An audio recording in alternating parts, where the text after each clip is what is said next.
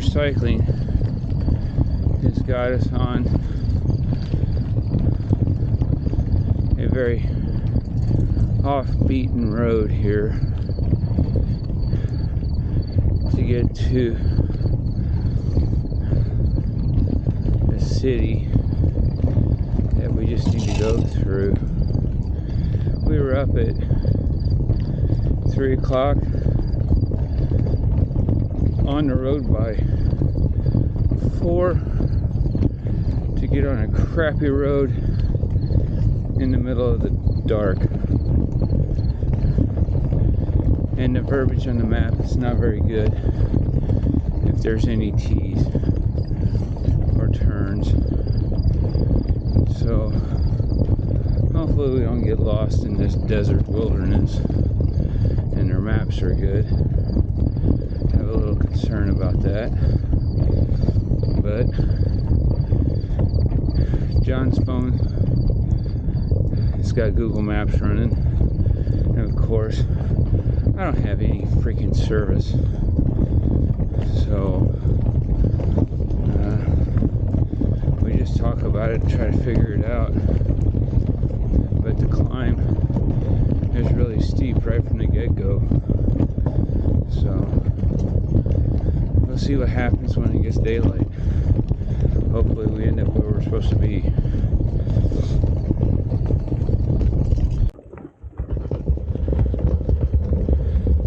And we're climbing down a switchback. Yeah, they did us no favors.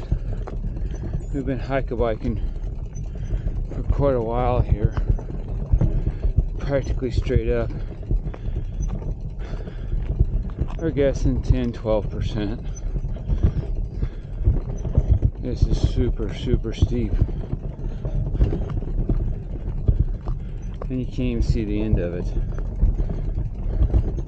It's frustrating, the fact that we got up because we wanted to do some distance today, and here we are walking to do it. That was not our intentions. We're still hiking. It's getting steeper.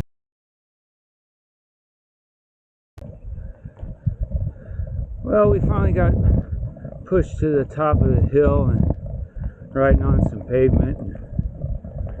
An old boy up here in Idaho stopped and asked what we were doing, where we were from. We told him. We asked him for directions to Grangeville, and he said, "Boys, just stay on the pavement. If you get on a rock road, you're going the wrong way." So for the past 5 miles, we've been switchbacking up Old White Bird Hill. The highway below looks like it was nice and flat in the valley, but they meet together, so somewhere along the line the highway will climb. But we've been slugging away at it for over 45 minutes.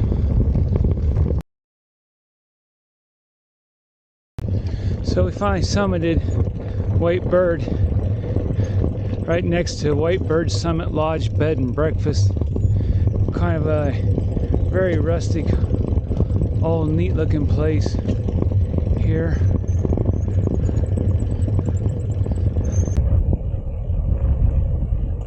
We're coming off White Bird Hill Summit. Wow!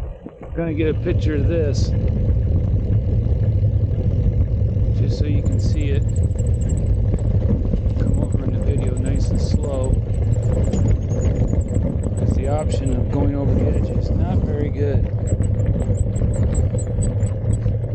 Wow, we are way the heck up here.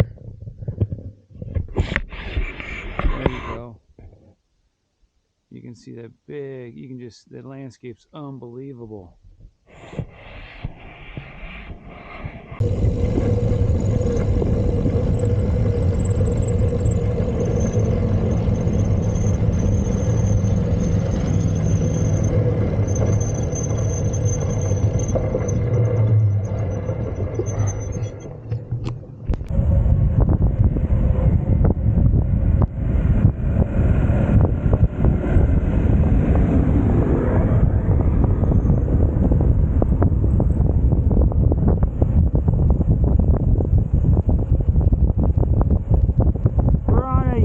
downhill. I know the wind is blowing, but that's the best I can do on the audio. It was like 6 miles, but probably close to 6%. Be lucky if I got any brakes left when we get done.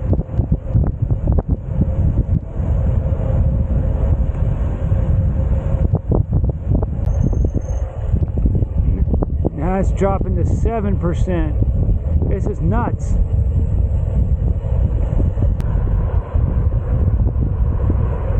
Yeah, just cruising along on Highway 95 along the Salmon River here in Idaho.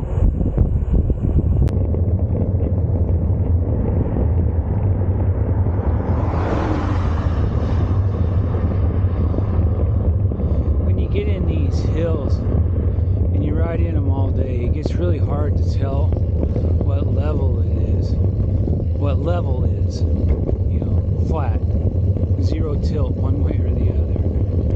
And yeah, it's probably been the most difficult thing of the day. We think we're riding on flat ground, and then when I look at the inclinometer, it says we're doing like a 2 or 3% climb.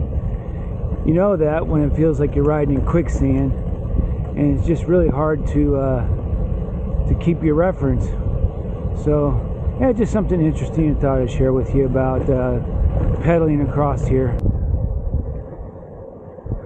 So we entered another national park or forest, Slate Creek, I believe is what it was called. Take some video here of the entrance to it. These are really high, beautiful rock cliffs that we're kind of going down into the Salmon River Valley here. So yeah, very pretty. The heat hasn't turned on all the way. We've been on the road for 6.5 hours already, trying to avoid the heat. We're doing pretty good. So just thought I'd slow it down here a little bit and let you take a look at just what we get to ride through on the way to Riggins, Idaho.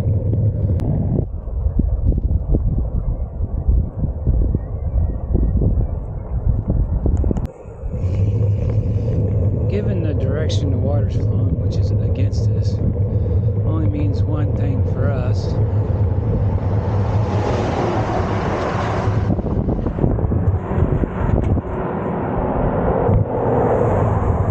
It means that we're probably going uphill. So sometimes we use that to try to figure out what's going on when we can't really tell. Though, given all the car traffic, you don't get a chance to enjoy what's going on around you.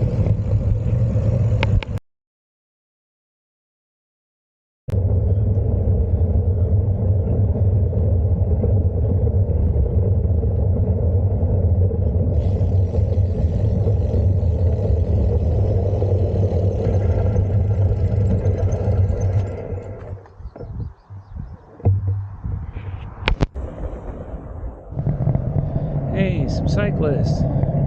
And it's not John and I. They're coming from the other direction. How you guys doing? Good. Oh, just glad to be getting close to the end. Yeah. So where'd you guys start? Oh, okay. That's where we're finishing. Over my right shoulder, just thought I'd show you that. I don't know if you can see it or not. In front of me, you can see we're just zigzagging through the valley here.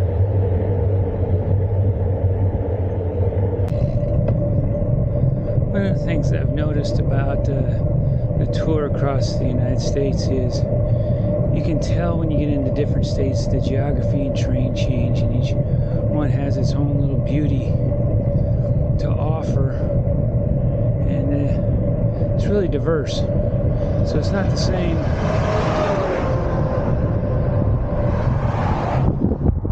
across the country.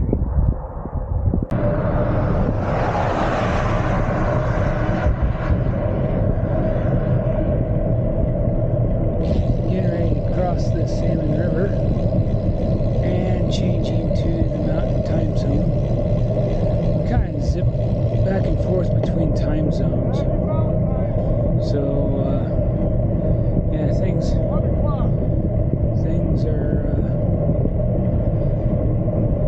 constantly changing. I'll take you across the bridge here for an interesting ride. The architecture just doesn't seem to quite fit the area where we're at, but it's okay. It's a bridge.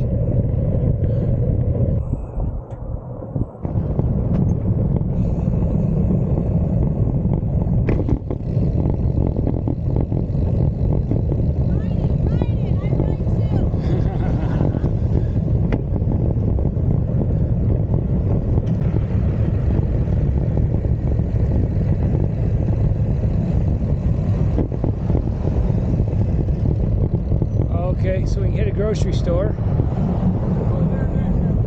Seven Devils. There we go.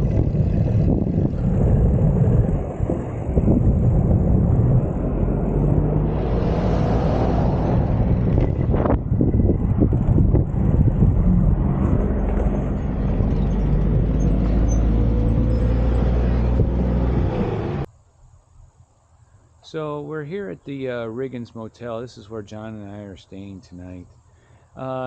These small towns up in the valley here. You can kind of see the mountain in the background there. You can see the mountain over there. But just the buildings just have this small town charm, this quaint little place with lots of character. And the thing is, it's really nice. You don't have to have these big fancy places to stay at, and just absolutely enjoy where you're at. John and I are up here on the room on the right, so we're just up into just the hop behind the office here, and you can just kind of take a look at where we're staying at here in Riggins, Idaho. So I'll get up here a little further. We can kind of look over this way. You can just see through the trees up there how big this place is as far as the landscape's concerned, and how we're just nestled down in the valley in the bottom of it. Absolutely a neat place to spend an evening.